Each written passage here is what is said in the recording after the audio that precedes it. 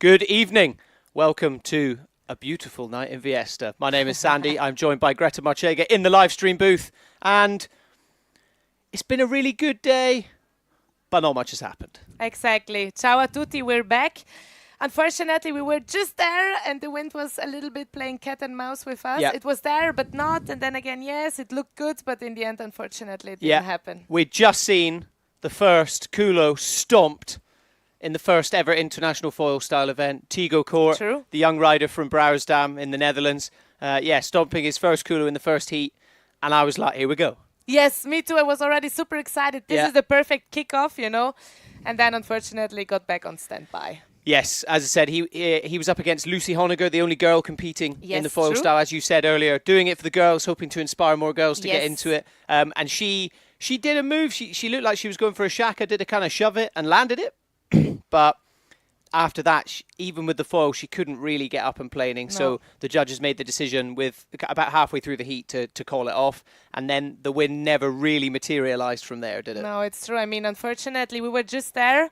It looked promising. And then suddenly it completely started dropping. And then it got a very, very calm afternoon. But I mean, this is part of the game. This is part of windsurfing. We all know that without the wind, we can't do anything. So we had to take it as it is. Exactly, yeah. We could sit here and be frustrated about it, but ultimately there's nothing we can do about it. And the forecast looks good. Yes, so it's nice to be able to sit on that as well. Those of you who tuned in earlier, you may have seen the graphic that we've got for the forecast. Tomorrow is looking a lot stronger, and we've had some local knowledge as well. There's something about the freshness of the air because there was a storm yesterday. We've got it up for you guys now. So as you can see, tomorrow, same direction. Actually, today was a perfect direction, and the sun was out, but I think it was still a bit cold from the storms in the last few days and things. So after a hot day today, hopefully tomorrow is going to come in. Friday looks like we're probably going to have a bit of a day off, I think. I don't think we're going to get much going on there. Saturday, potentially the same thing, and then finishing with an absolute bang on Sunday. It looks like tomorrow will probably be foil style. Best in the end, maybe. Exactly, finish on a high. It looks like tomorrow will be potentially getting the foil style done and maybe a couple of the women's heats, but we'll have to see. Fingers crossed for that. But let's take a look at some of the action today with some highlights.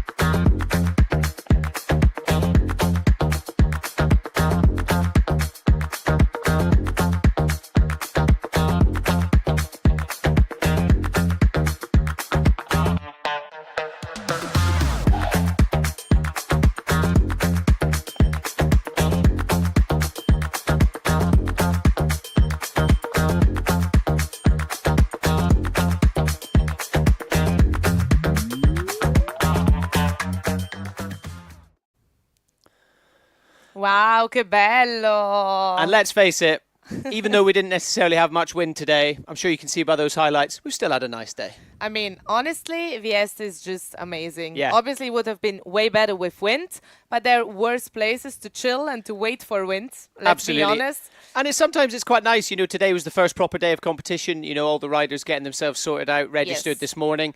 That feels like a long time ago now. Yeah, it does.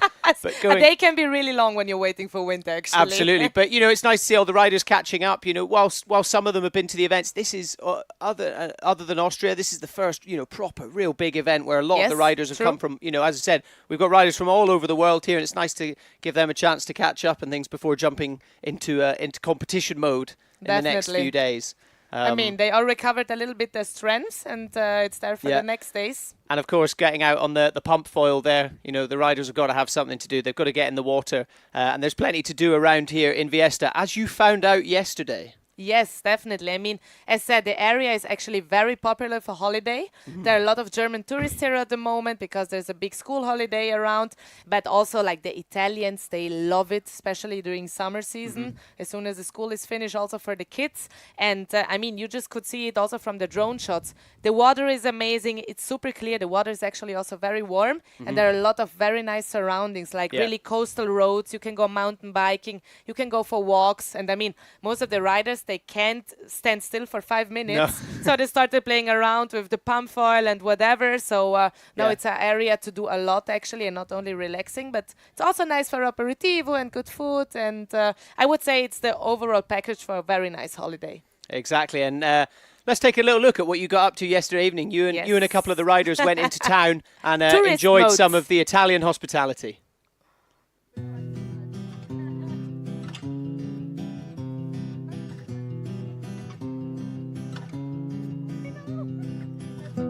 So, Oda, it's the first time for you being here in Vieste. What are your first impressions about this place?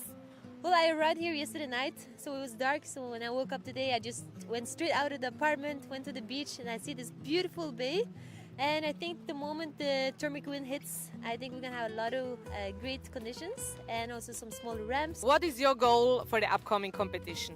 I think after I broke my foot last year, I just want to sail a good heat. And hopefully if I sail a good heat or good heats, getting into the competition mindset. And if I sail a good heat, hopefully I can get as high as possible. So Jacopo, this is basically your lucky place because you won here last year, so it must be a very special location for you. Yeah, I've been lucky in this place. I won last year, and it's nice because winning in the home country is special. And I love the place. The conditions on the water are amazing. The hospitality at the camping where they host the competition also is fantastic. And the town as well is very beautiful. What are your expectations for the upcoming competition days? To sail good and try to be on the podium. Oda, you're in Italy. What about your Italian skills? Well, I have a lot of Italian friends that I met in Brazil, and they always say like, "It's windy, ragazzi. Let's meet for pasta party." That's all Italian I can say, and grazie mille. I'm very excited. I've never been in this leading position before. I know everyone is sailing very well. They have been training like crazy. And I've also had a couple of good training sessions at home, so I'm very confident. So Vieste is actually one of the prettiest places in Italy. Does this place remind you home? Yeah, to be honest, when I came here first, and if no one would have told me where I was, I would very easily would have confused it with somewhere close to where I live, like Naxos or even the mainland of Greece. So yeah, the architecture is very similar, and it's just very beautiful walking through these little streets with those little shops. Yeah, it's very beautiful, and it's also nice to see the place from the land perspective, and hopefully we'll see it from the water perspective in a couple of days.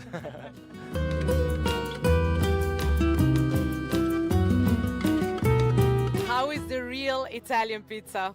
It's good, you know, all the time you hear Italians, you pass by a pizza restaurant, oh, here looks good, no, come, I know the best place. And then most of the times they're right, I'll be honest. So yeah, it's a pretty good pizza to end the day. And here we are. Joining me, as you can see, Greta's gone. And I'm joined by the 2015 World Champion, freestyle legend, Dieter van der Eycken. Back in the booth. Exactly, back in the booth. Good to be back with you. Definitely. How does it feel to be here? Have you competed here before? Yeah, I came here last year. Yeah. So I was here last year. I didn't do Austria this year.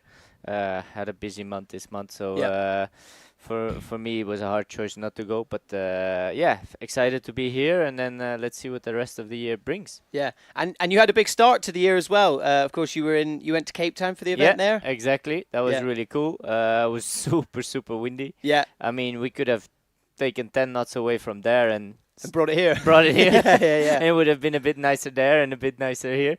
But I mean, the forecast looks good for the weekend. So fingers crossed. Last year we had an amazing forecast. We had a lot of fun.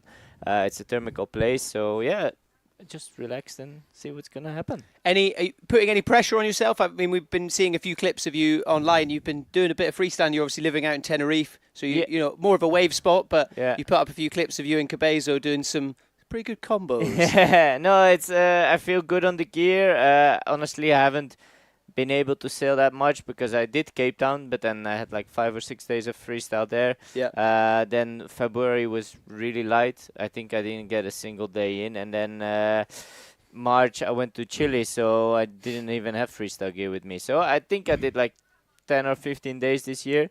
But whenever I did, I was feeling good. And I don't have pressure. I don't have a ranking this year to defend. Like last year, I came with a 3rd place from Austria, so it was a bit more trying to stay on the podium on the overall. But I think last year here, I did my best sailing I ever did in contests, so it's quite motivated, and I feel I have some improvements. But let's see. I have an okay draw. I don't have Leonard in my first heat, so I'm happy. And let's see if we can make it to the semi-final and go from there. That would be a nice goal in the single elimination. But it's a long way. Definitely. And how does it feel? Obviously, as well as you being a professional yourself, you're also, working with Severn and all that stuff. Seeing Leonard, coming back from injury, everything like that. Obviously, he's part of the team now leading the tour. How does that feel? Obviously, you said you don't want to end up in a heat against him, but is there a certain amount of kind of caddying for him and looking after him, as, without being rude, you're the kind of the older generation now, he's new coming up, maybe looking for a bit of that experience. Do you find you give that to him, or are you like, you keeping your secrets a little bit? Definitely not keeping my secrets. I think it's great to see Leonard come back from an injury like that. Obviously, it was tough in 2021 that he injured himself. I think he was sailing really good, and actually, he's maybe one of the guys that kind of motivated through COVID to practice some more freestyle again, because he was really pushing and he was putting edits out and he was doing a really good job. I think now he's in the age that he can learn a lot, and I mean, further than Leonard, I think Leonard, his years are here. I also travel with Takumi. He came last year to me to Tenerife, and we were actually hoping to go to all the events, but sadly enough, COVID still had its last waves, let's say it like that. But he's really talented as well, so it's cool to see that new generation come up, and I think that's what freestyle needs, and it pushes you, as I've been doing the tour 12 years, so it pushes you to be like, okay, let's step it up, especially like Takumi's an interesting, he's another one to talk about, isn't he? I mean, his first time in Europe, first time competing here. You've seen him sail. I've only seen the Instagram clips and everything, and obviously he's coming off that win at the event in Japan. Yeah. What do you think we can expect from him? I think he's a really smart sailor. Right. I've asked last year. He was staying with me for 2.5 months, so he was in Pozo with me. Then we went to Tenerife. Then we went to Fuerteventura. He's super keen. I'm not sure how he's gonna handle the early heats because he's a bit of a slow wake up person. Right. But he's keen. He wants to learn. He picks up everything really quickly. This year he just changed from the redback to the freak. Okay. So he's made some stops there. Better power moves, and he's just learning extremely fast. And I think he's like Leonard was 2 years ago. There's 2 years in between. He's just here to learn, but he's definitely here also to show his level. He's very, very eager. Yeah, for sure. And what about your own level? You said there you felt like sailing in Tenerife, you don't feel like you've lost any specific moves kind of you've been working on that you want to bring to your heats? I think the double power moves. I think honestly, the new board we have, the Psycho 3 that got introduced last year, it really opened a whole new window. On the Psycho 2, I was getting a bit better in the double power moves, but the Psycho 3 is quite a bit shorter, and it just makes it a lot more consistent. So I just want to put a heat together where I can have some of that, and I think I kind of perfected the tricks I already had. So like Pascos, I try to get even better. That's going well. It's just one Achilles piece I have is the shifty that it's still not really there. It was a goal to get it done by this winter, but we just didn't have enough days. But I just feel a lot more consistent in the double power moves where I was lacking before. So hopefully I can combine that with the strong moves I had before and the strong competition mindset I always had. So yeah, for sure. I think I was saying to George, the other day, George Grizzly, another one of the guys. He's competing, but he also works for the tour. And I think you did a Pasco in Rhodes in 2021, and I still think that's one of the best Pascos I've ever seen. It was full air, everything in the air, planing. Yeah. So, it was against Yentl. Sadly enough, I never saw the score because the scoring system that time went down, and we actually had to resell that. But yeah, I love that kind of conditions. You know, like 4-8, 4-4, little kickers. I'm not the guy who likes the very strong wind. I'm not necessarily the guy who likes the very light winds. But that window, you know, that's what I sail in Cabeza as well. If it's like windy for 4. Yeah, I just tried it the first time in Vesoul, and now I could try again sometimes here. Yeah. And how was it? Were you able to go, or how did it go today? It was lots of crashes, but I managed to do 3 pumps, so that was kind of a little achievement. Not bad, very good. So, Lisa, how has the season been for you until now? I mean, you've been there on all the events, basically. You've been traveling a lot during winter. Can you give us a little recap of your season 2023 so far? Yeah, it started really good. I've been in Tarifa and wrote my study stuff, and yeah, then we had to Vesoul, and that was a really fun event. I learned so much about Tauern, and now I'm really hoping, have my fingers crossed to get some wind here. Yes, yeah. I mean, congratulations. You arrived third last week in Vesoul, so well done for the podium. So what is your goal actually for this event and for the upcoming days? My goal is to stick the moves I want to stick. So what are your favorite tricks actually? My favorite tricks is the Skopu and the Kono as well. But I really like strong wind, so it's easier to do these moves with strong wind. So yeah, true. Let's see. And what about foil style? I mean, we have here only Lucy competing in foil style actually. Are you also aiming to continue in foil style in the future? Or are you still having a look at it and see how it develops? Or what is your project for that? I really liked foil styling when I've been in Switzerland, because there was a light wind and the deep water. It was really fun. So I did some little moves like a 360. And yeah, then in Kiel I don't know, I went windsurfing with the fin way more because it's really windy there, so I actually sold my foil. Okay. But maybe I'm looking for a new one. Okay. Let's see if there's an opportunity. So it's definitely still on your to-do list and something that you would like to do as well in the future, right? Yeah. Okay, cool. So we're very looking forward to see you in that. So after this, actually, where are you heading to next? What is next on your training schedule, or what you're up to? I think the next is going to Kiel, to the Kivo, which is an event in Kiel. Maybe do some Tauern. I not really have a plan yet, actually. Sometimes it's also sometimes a plan is also no plan, you know. So that's also a good way, actually. Yeah. Okay, cool. And what would you say, what do you think is important that more girls could join freestyle? Or what would you like to see, what happens that more girls are joining freestyling actually in windsurfing, or in general in windsurfing? That's a good question, actually. I'm really hoping for more girls. And in Kiel, for example, we have many freestyle girls. I'm always like trying to motivate them to come. And yeah, some of them just should try maybe more. So, no, not try more, but I don't know the word actually. So just to inspire them also and to push them more. Sometimes girls are also a little bit afraid maybe because there's a lot of testosterone in our sports. That's what I always say. There's too much testosterone going on in the whole industry actually of windsurfing. So sometimes girls feel a little bit intimidated. That's at least what I experience and feel. I meant. Yeah, exactly. You have to get them empowered to go. Yes, I mean that's also why Lucy is actually doing the foil style, because she said, I really want to push the girl more and I want to see girls more, and hopefully I can inspire them a little bit with what I'm doing. Yeah. Cool. And cool. When did you actually arrive here to the spot? I arrived one day before the event. Oh, okay, so you didn't get too much training in here? No, not yet. Okay, all right. So hopefully, fingers crossed for some wind during the next days. I can't wait to see you on the water. And let's have a look how the training for the other guys was during the last days who arrived here already last week.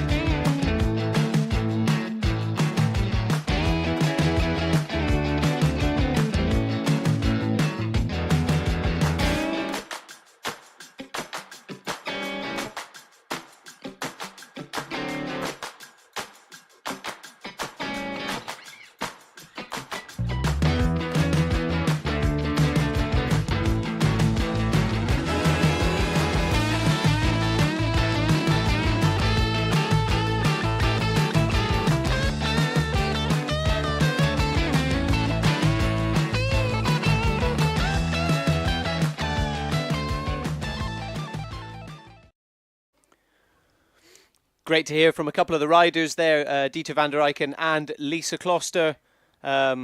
Excited for the next few days. Oh yeah, definitely. I mean, it's always so good to get insights from the riders because we experience one thing from here, from the booth, etc.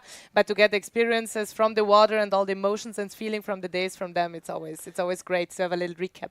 Yeah, exactly. Especially, Dieter competed here before. Lisa obviously really coming into her own now as a rider as well. As we said this morning, coming off a solid winter training.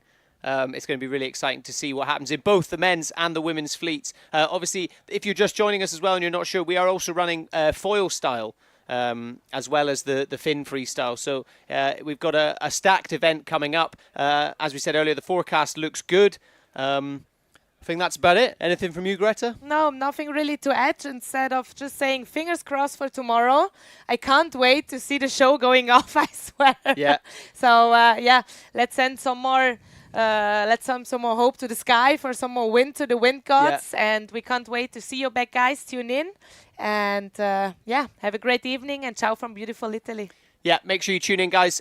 Tomorrow morning, we will be live for the pre-show at 8:30 local time. Stay tuned to efpt.net/live. In the meantime, you can check out all the elimination ladders, everything like that there. Make sure you give us a follow on Instagram at Freestyle Pro Tour for all the behind-the-scenes action. We will see you guys tomorrow from 8:30. Have a good evening. Ciao.